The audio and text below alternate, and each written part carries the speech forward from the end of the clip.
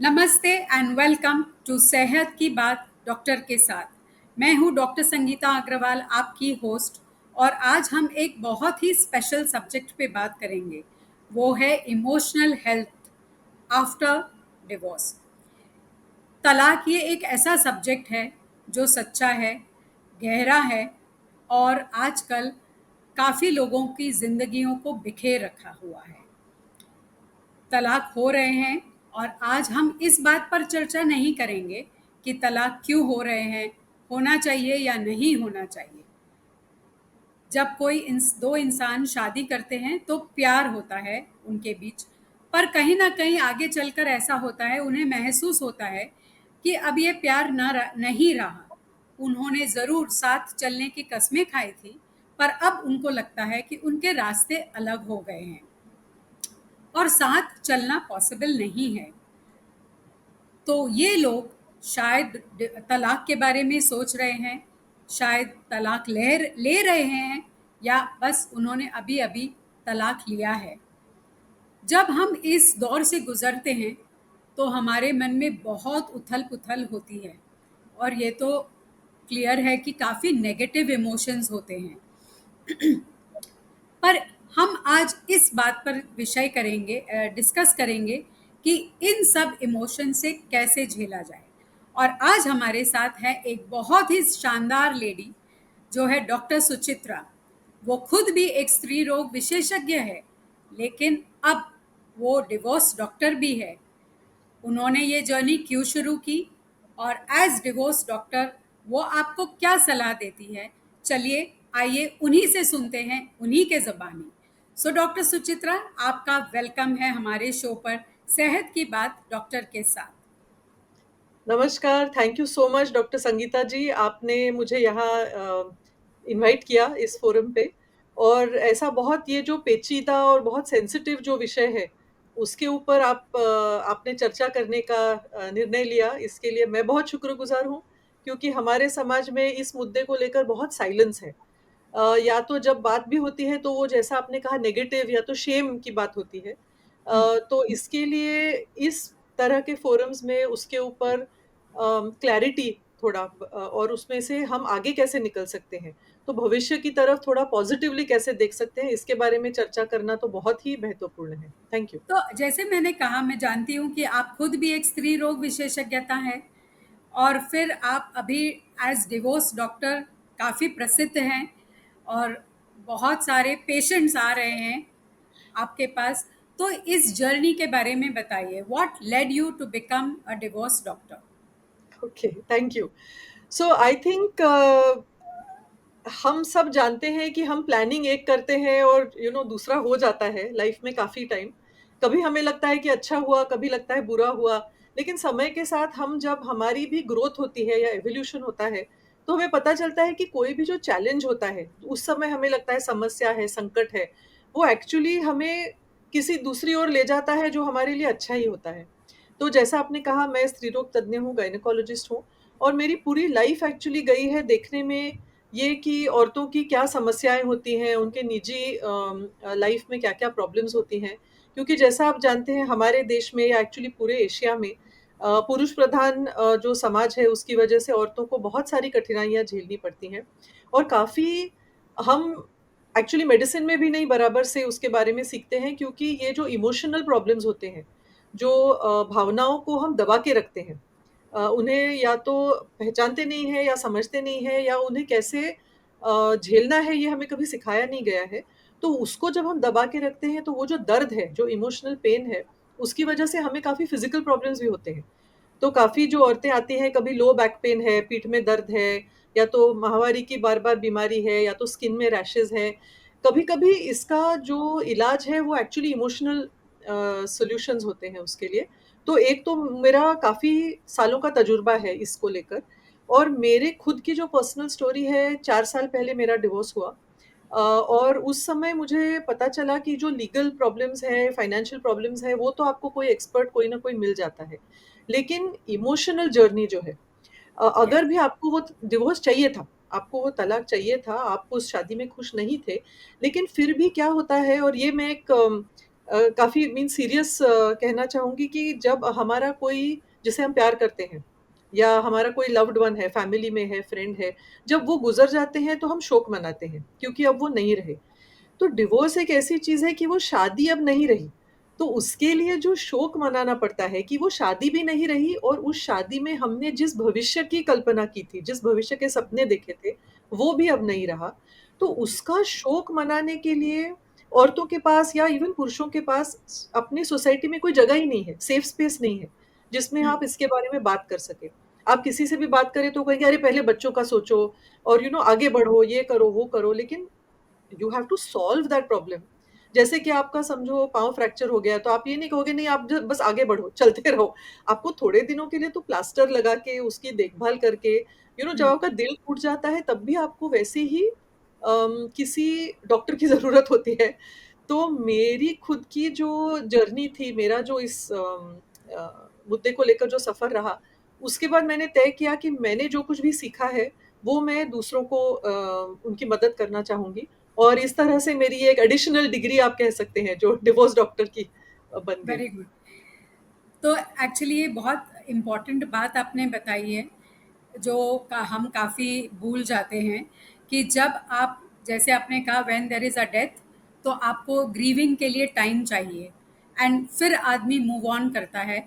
वैसे ही डिवोर्स में आपका दिल टूटा है, आपके सपने टूटे हैं, तो कुछ समय आपको चाहिए इन सब टूटे हुए सपनों से बाहर निकलने के लिए। आपका दिल टूटा है पर आपको टूटने की ज़रूरत नहीं है, ये बात भी कुछ समय के बाद समझ में आती है। हाँ, ये सच है कि हमारे सपने टूटे, हमारा दिल टूटा, पर अब हमें नहीं टूटना है और आगे कैसे बढ़ना है, उसके लिए भी एक प्रोसेस है और कुछ आपकी कोचिंग है। तो बिल्कुल। उस कोचिंग के बारे में बताइए कि आप हमें कैसे गाइड करेंगी कि हम आगे कैसे बढ़ें? जी। तो आपने बिल्कुल सही कहा कि शादी टूट गई है लेकिन आपको टूटने की ज़रूरत नहीं है। और मैं तो ये भी कहती हूँ कि डिवोर्स आपके ज़िंदगी के किताब का एक चैप्टर है, पूरा किताब नहीं है। और उसके आगे के चैप्टर्स अभी तक लिखे नहीं गए हैं, आप लिख सकते हो। तो जो फेयरी टेल्स में या कहानियों में बोलते हैं ना राजा-रानी की शादी हो गई फिर हैप्पीली एवर आफ्टर। तो मैं कहती हूँ कि डिवोर्स के बाद भी आप हैप्पीली इवन आफ्टर रह सकते हो। डिवोर्स हो गया इसका मतलब ये नहीं है कि अब इसके आगे आपको कभी खुशी नहीं मिलेगी। लेकिन आपको उसमें से निकलना है और उसमें से निकलने के लिए कोई स्टेप्स होते हैं, कोई उपाय होते हैं और वो काफ़ी उसका जो फ़ॉर्मूला है वो काफ़ी लोगों ने उसके ऊपर काम किया है। मैंने भी अपने मेंटर के साथ काम किया और अपने निजी अनुभव से मैंने एक रिलेशन शिफ्ट फ्रेमवर्क बनाया है। तो इसका मतलब जो आप नाम से समझ सकते हैं रिलेशन शिफ्ट यानी आपके जो रिलेशनशिप्स हैं, जो रिश्ते हैं, उनकी एनर्जी को कैसे शिफ्ट करें।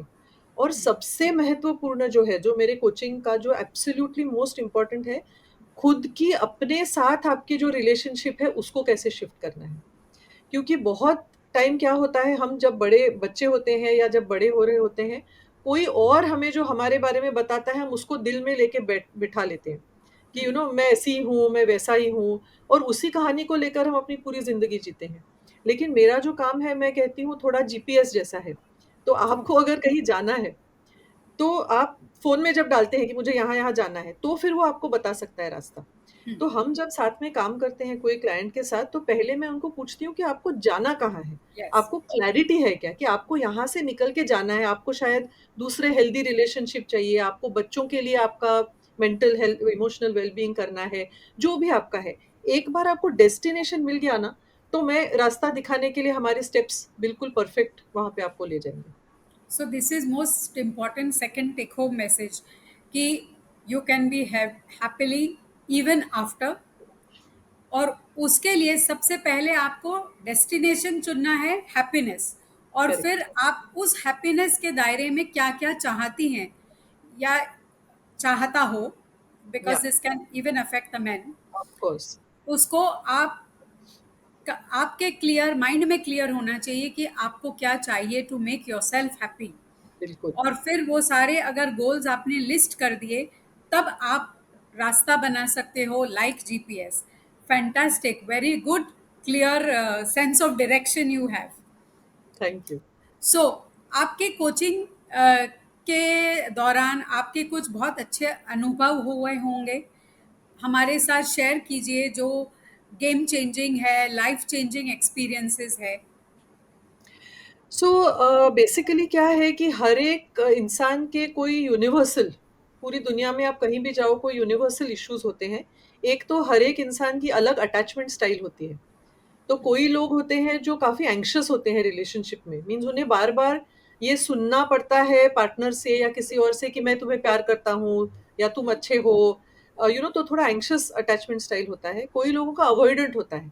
आप जितना उनके पास जाओ कि अरे जानू, बेबी, तो बोलेंगे ऐसी बात मत करो, तुम अपने-अपने इसमें रहो।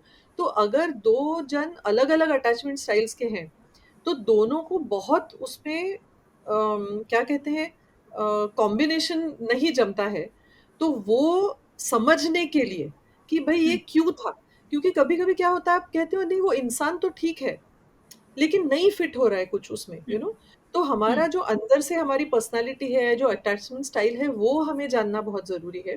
तो यूजुअली जब मेरे पास क्लाइंट्स आते हैं, तो this is one of the first things we have to do कि आप अपने आप को पहले समझो।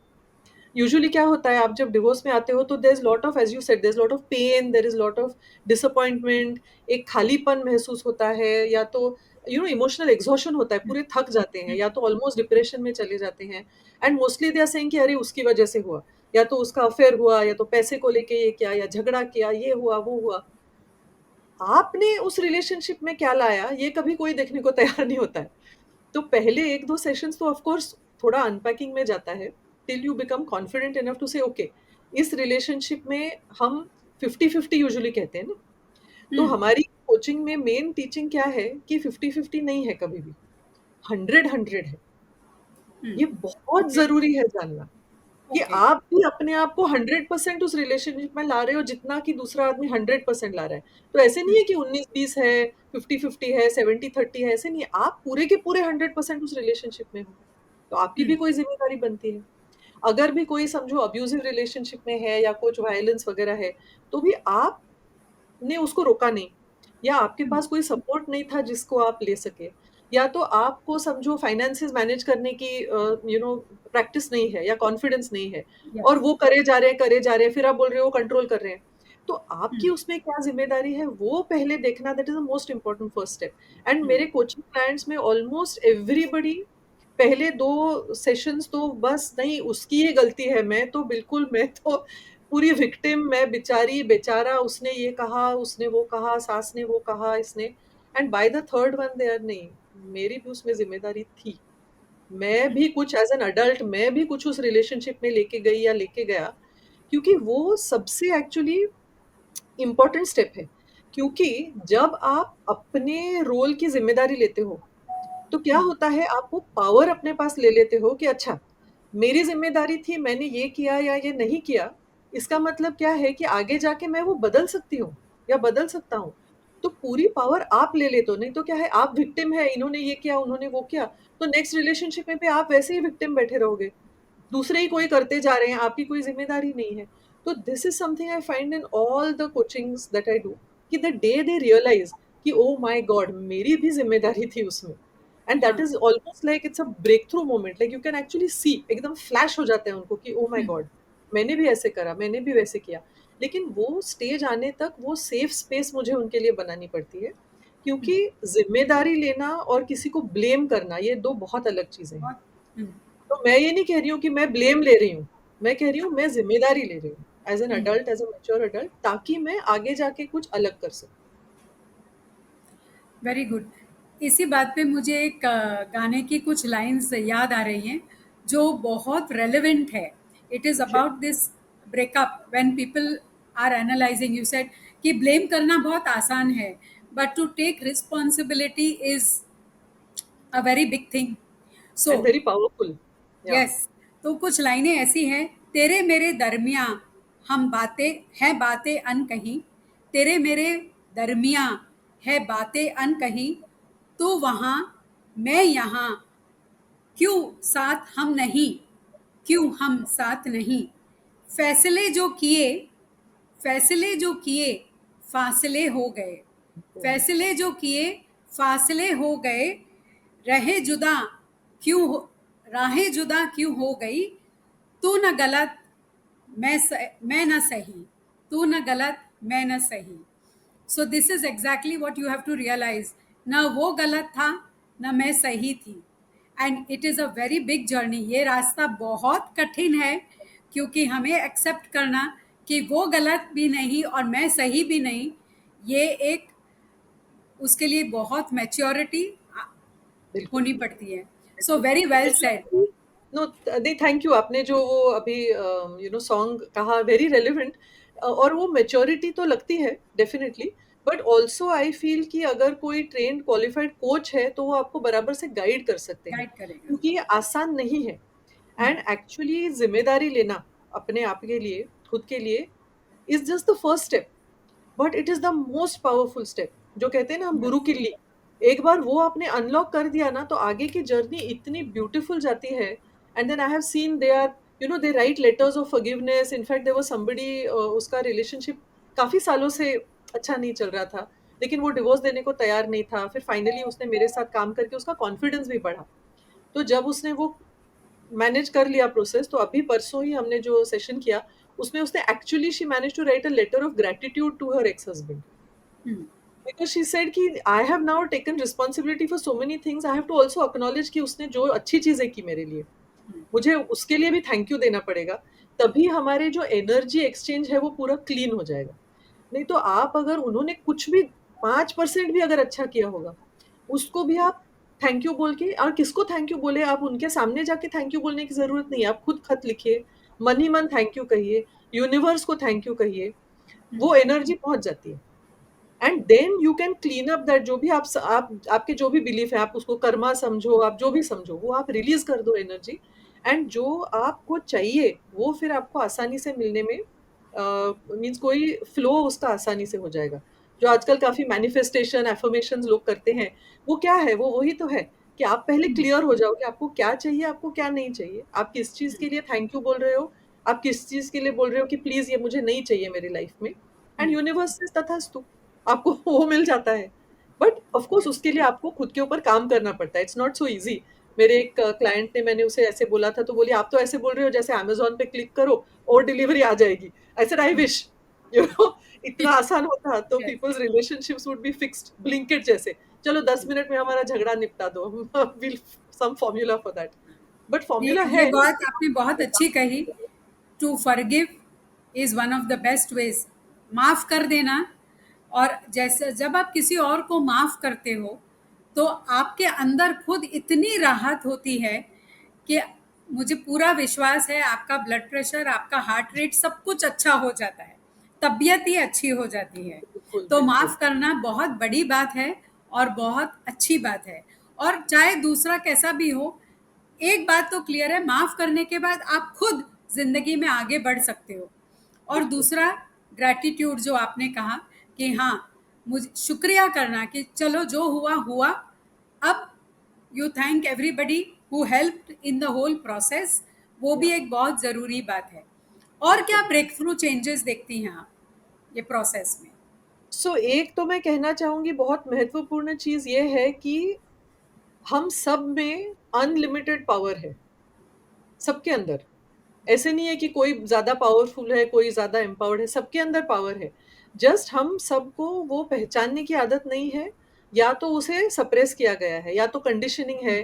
जैसे पर्टिकुलरली औरतों को, एज आई सेड, इंडिया में या एशिया में बचपन से ही ये सिखाया गया है कि आपकी जिंदगी दूसरों की सेवा के लिए है। हम्म, हरे हमेशा किसी और की सेवा, किसी और के लिए आप काम करते रहे, तभी आप अच्छे हैं।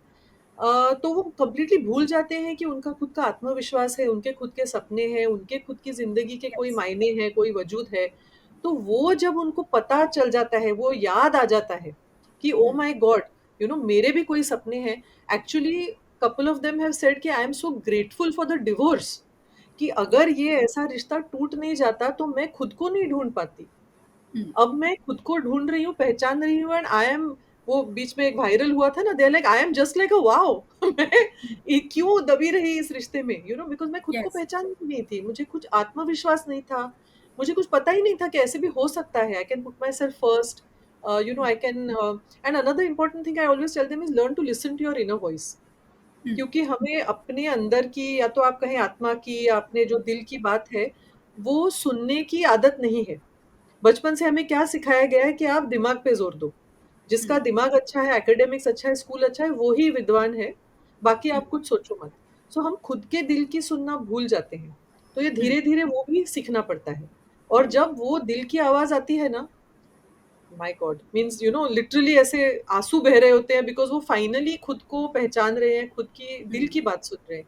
इतने सालों से वो दिल ऐसे ना दबा हुआ वेट कर रहा है कि भई मेरी तरफ आप कब ध्यान दोगे? किसी और से प्यार माँगने की जगह खुद खुद अपने आप को या प्यार कब दोगे? तो that is always a beautiful breakthrough beautiful. Moment. इस बात पे मुझे एक बहुत अच्छी लैंडमार्क मूवी याद आ रही है, इंग्लिश विंग्लिश।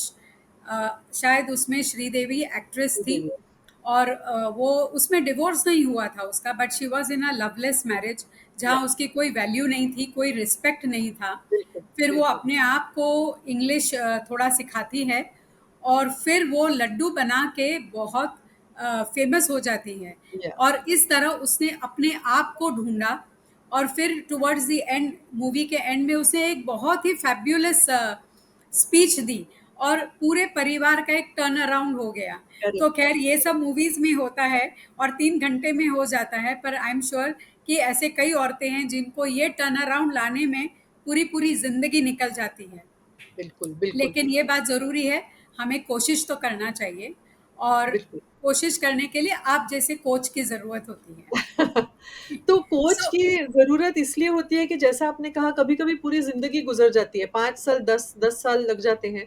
आप कोचिंग करोगे तो 1-2 महीने में आपका इतना अच्छा ब्रेक थ्रू हो जाएगा कि आप उससे बढ़ के, and then sky is the limit. एक बार आप खुद को यस, जब पहचान लेते हो, खुद के साथ कनेक्ट हो जाते हो, तो फिर आपको कोई नहीं रोक सकता। You become unstoppable. एक कहावत है, I hit the rock bottom hmm, but I used it to as a foundation to वाह! Build a solid future. क्या बात है! Perfect, absolutely. सो यू तो कभी-कभी वही होता है कि यूनिवर्स आपको ये जो चैलेंज देता है, वो इसीलिए देता है, ट्राई करने के लिए, कि चलो आप ये चांस लेके क्या आप अपनी ज़िंदगी को बेहतर कर सकते हो। ज़रूर। सो ये पूरे सिचुएशन में अ, अ, आपके कोचिंग में जो आप देख रहे हो, आपका आपने देखा होगा कि कई बार जो बच्चे हैं, उनके ऊपर काफ़ी असर पड़ता है। तो क्या उनके लिए भी आपके पास कोई कोचिंग है, कोई एडवाइस है या आप अपने पेशेंट्स को कैसे समझाओगे कि वो अपने बच्चों के साथ कैसे डील करें? Right, right. So I think आपने बहुत ही इम्पोर्टेंट क्वेश्चन पूछा है, क्योंकि लोग काफ़ी बार कहते हैं कि बच्चों के लिए आप घर मत तोड़ो, रिश्ता मत तोड़ो। लेकिन जो फैमिली में हो रहा है, बच्चे इतने सेंसिटिव होते हैं इमोशनली, उन्हें सब पता होता है कि कोई अब्यूज़िव है या वायलेंस है या जो भी चल रहा है, उनको बिल्कुल पूरा उनका एंटेना वेरी क्लियर रहता है, बिकॉज़ बच्चे के लिए क्या है, माँ-बाप जो है वो पूरी दुनिया है। उसमें जो भी हो रहा है एनर्जी नेगेटिव या कॉन्फ्लिक्ट, तो उनको बिल्कुल पता चल जाता है। तो अगर आप डिवोर्स कर रहे हैं या हो चुका है और बच्चे इन्वॉल्व्ड हैं, तो आपको और भी ज़रूरी है कि आप खुद की इमोशनल हेल्थ, जो आपकी भावनाएँ हैं, उनको आप पहले पहचानो, फिर उनको समझो और फिर उनको सँभालो, ताकि आप बच्चों के लिए एक सॉलिड फाउंडेशन बना सकें। तो हुँ, मैं आपको विथ योर परमिशन दिखाना चाहूँगी कि मैंने ये जो एक बुक लिखा है, तो ये है लोगों को डिवोर्स जो ले रहे हैं, उनको मदद करने के लिए। क्योंकि डिवोर्स लेते समय क्या होता है, लगता है कि माय गॉड! मुझे अभी सब एक साथ करना पड़ेगा। तो ये 6 हफ्ते का डे बाय डे दिया है कि आज आप सिर्फ इतना करो, कल आप इतना करो। Because you have hmm, to, it's a journey, it's not a high jump, it's more like a marathon. आपको वो धीरे-धीरे राइट, जर्नी लेनी है। और मैंने ये एक बुक लिखा है बच्चों के लिए। It's the story of a 9 year old boy Aditya. तो हाँ, उसके मदर-फादर में झगड़े हो रहे हैं, तो वो उसको लगता है कि मेरी वजह से है क्या? क्योंकि मैं होमवर्क नहीं करता हूँ, क्योंकि ल बच्चों को ऑफ़न गिल्ट फ़ील होता है कि मेरी वजह से कुछ हो हुँ, रहा है क्या? और फिर उसके सपने में एक डिवोर्स फेरी आती है और वो उसको ऐसे धीरे से समझाती है कि उनको भी उनकी खुशी का अधिकार है और तुम्हारी खुशी भी एक अलग रास्ता है। हुँ, तो सब अलग-अलग भी खुश रह सकते हैं। तो it's little positive, very hopeful ऐसे। सो वेरी मैं गुड। डायरेक्टली बच्चों के साथ नहीं करती हूँ coaching, because that's a specialised coaching. But I feel कि जो भी पेरेंट्स हैं, वो अगर खुद को इमोशनली स्टेबल रखें, तो it really helps the child to process that grief. नहीं तो क्या हो जाता है, बच्चे वो ट्रॉमा को दिल में रख के जब वो बड़े हो जाते हैं, या तो वो विक्टिम बन जाते हैं या तो वो अब्यूजिव बन जाते हैं। तो हाँ। आजकल आपने सुना होगा एक इंटरजेनरेशनल ट्रॉमा करके एक आजकल कहते हैं कि एक पीढ़ी से दूसरी पीढ़ी में जाकर, तो आपने आपके समझो दादा-दादी के इनमें कुछ वायलेंस देखा है या आपके माँ-बाप में देखा है, आप बड़े होकर वही पैटर्न्स रिपीट करेंगे। यस। तो मेरी तो यही इच्छा है कि इस काम से या लोगों को ये बातें समझाकर अगली पीढ़ी तक, अगर हम सब, कैन यू इमेजिन, अगर हम सब emotionally healthy, hmm, full of love, no fear, full of confidence ऐसे रहे, तो रियली पूरा ट्रांसफॉर्म कर सकते हैं हम सोसाइटी को। क्योंकि ये सिर्फ डिवोर्स को लेकर तो है, but even in unhappy marriage, उसमें हम्म, भी आप अगर अपना आत्म-संतुलन रख सकते हैं, आत्मविश्वास से आप नेगोशिएट कर सकते हैं बाउंड्रीज़, तो whole atmosphere can change. And बच्चे अगर ऐसे हालत में बड़े हो जाएँगे, तो डेफिनिटली उनका भी कॉन्फिडेंस बढ़ेगा। वो भी हम्म, ये देख के सीखेंगे कि अच्छा, ऐसे कहना होता है, ऐसे ना कहते हैं, ऐसे हाँ कहते हैं, ऐसे रिस्पेक्ट दिया जाता है। So I think it's very transformative for everybody. Very good, nice take home message कि बच्चों का भी ख्याल रखें। और अगर हम दोनों साथ नहीं जी पाए तो कोई बात नहीं, हम दोनों खुश रहें, हैप्पी रहें, तो हम मिलकर कम से कम बच्चे को तो हैप्पी रख सकते हैं और उसका बिल्कुल, अच्छा भविष्य बना सकते हैं। को parenting correct, is not impossible, correct. very doable and must be done. So, Suchitra, do you have your last messages for our audience? Take home messages in point form. So I think the most important one is believe in yourself. आप अपने आप पर विश्वास रखो, हर किसी के अंदर बहुत पावर है। आप अपने अंदर की आवाज़ सुनना सीखो। आप जब खुद को प्यार करने लगोगे और खुद की ज़िंदगी की ज़िम्मेदारी लेने लगोगे, तो पूरा पूरा इक्वेशन चेंज हो जाता है। एंड मोस्ट इम्पोर्टेंट मैं कहना चाहूँगी कि हमारी जो ज़िंदगी है, वो कोई किसी का लिखा हुआ स्क्रिप्ट या किसी की लिखी हुई किताब नहीं है। डिवोर्स एक चैप्टर है, खत्म हो गया, अगला चैप्टर आप लिख सकते हो, पिक्चर अभी बाकी है मेरे दोस्त। Yes. पार्टी तो अब शुरू हुई है। Thank you Suchitra. तो दोस्तों, आपको मैं ये मैसेज देना चाहूँगी कि याद रखिए, तलाक ये एक तूफान है। तूफान तो आना है, आकर चले जाना है। ये बादल है कुछ पल का, छाकर ढल जाना है। हमारा दिल टूटा है, हमारे सपने टूटे हैं, पर हमें टूटने की ज़रूरत नहीं है। हो सकता है आपका ब्रेकअप हुआ है, बट हो सक ये आपके ऊपर है कि आप इस ब्रेकअप को एक ब्रेक थ्रू लेकर अपने आप को कैसे आगे फिर हैप्पी बनाएं। आपकी ज़िंदगी पीसफुल हो सकती है। You can be happily living happily even after. So, you may be uncoupled but be unbroken. You must realize there is freedom after forever also. It is okay to say goodbye, but there is a lot of healing possible afterwards. So, get up, get going, heal yourself, and move on and be happy. Hope you have enjoyed our show. And Suchitra, thank you very much for your valuable time and insights on this show. We love to have you on this show and hope to see you more often. Thank you so Thank much, you. Thank you.